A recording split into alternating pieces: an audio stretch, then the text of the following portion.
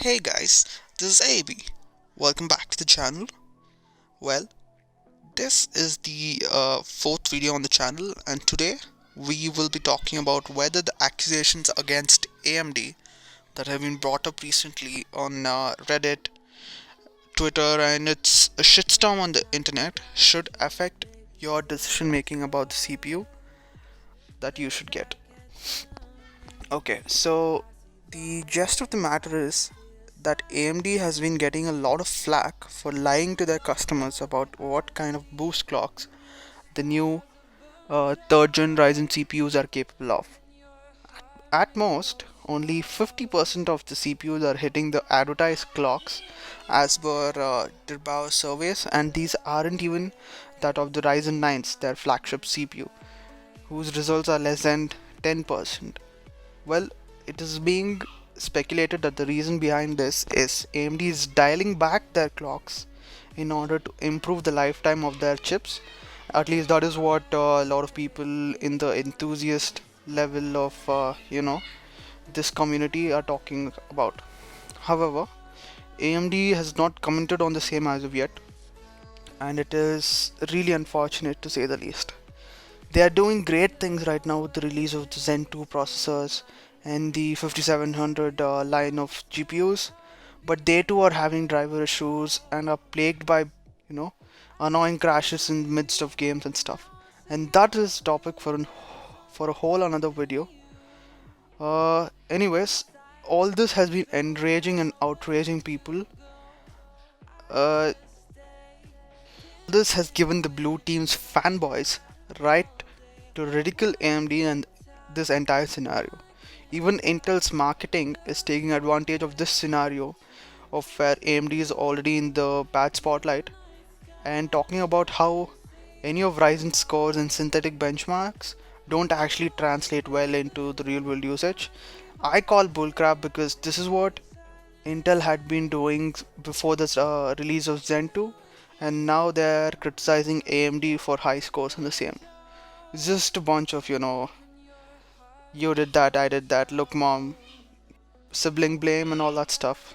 Let's not really get into all of that. It is still my opinion that Ryzen processors have been doing great in real world usage and are offering better price to performance ratio than Intel. Hands down, there's like no question about it, and that is what I believe. Still, taking into account how all of this is turning out, AMD surely understands this is bad for sales. They have issued a statement saying that they would be releasing a new BIOS update to fix these types of issues and make the advertised boost clocks achievable.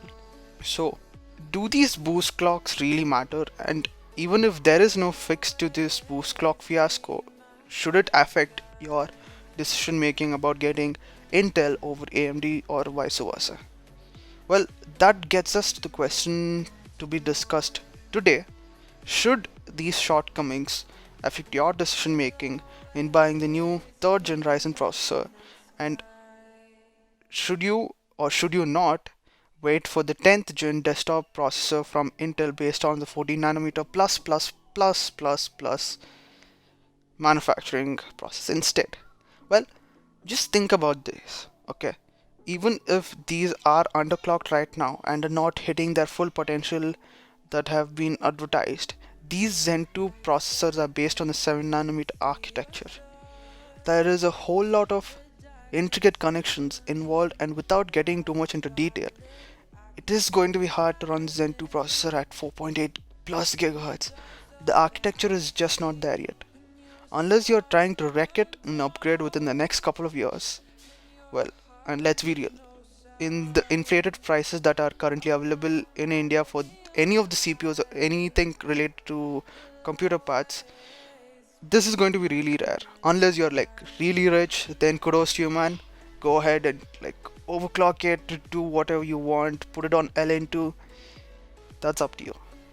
Anyways, in better words, these processors are achieving so much even without hitting their advertised boost clocks. So if you're not a lawyer trying to sue AMD for false advertisement, this news should not really affect your decision making about the Zen 2 processor whatsoever. Don't quote me on this, but I believe that the Zen 2 3rd gen Ryzen processors 3600, 3600X, 3700X. Okay, maybe not the 3800X, but the 3900X2 are much better value for money, in my opinion, than even the upcoming 10th gen Intel CPUs. They are great for streaming and also for productivity concentrated builds. And let's not get started about gaming, because they are handling that incredibly well too. I'm just here to tell you guys that all of this should not be holding you back from getting the new Zen 2 processor. There is going to be a new BIOS update with better functionality, so that all these processors from the 3rd gen Ryzen lineup will be able to hit their full advertised boost clocks. Let's hope that this is the case and they actually do achieve this. Some are even speculating that this entire fiasco is because of the motherboards chosen, and some motherboards are not able to utilize the Zen 2 based CPUs completely. Well, anyways, they are great value for the money.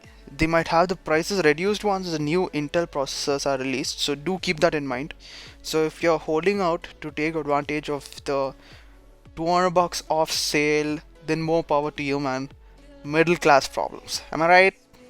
Well, that brings us to the end of this video, boys. Don't be too confused about it. The 3rd gen Ryzen CPUs are great value for what they have offered on the table, and do not fall into this entire abyss of being mindful of all these boost clocks or not, because they are still doing great even without hitting their complete boost clock potential. So that is the end of the video, guys. Have fun and feel great joy, and do consider subscribing and liking the video, and comment any other topic that you would like for me to cover in the future. Thank you so much.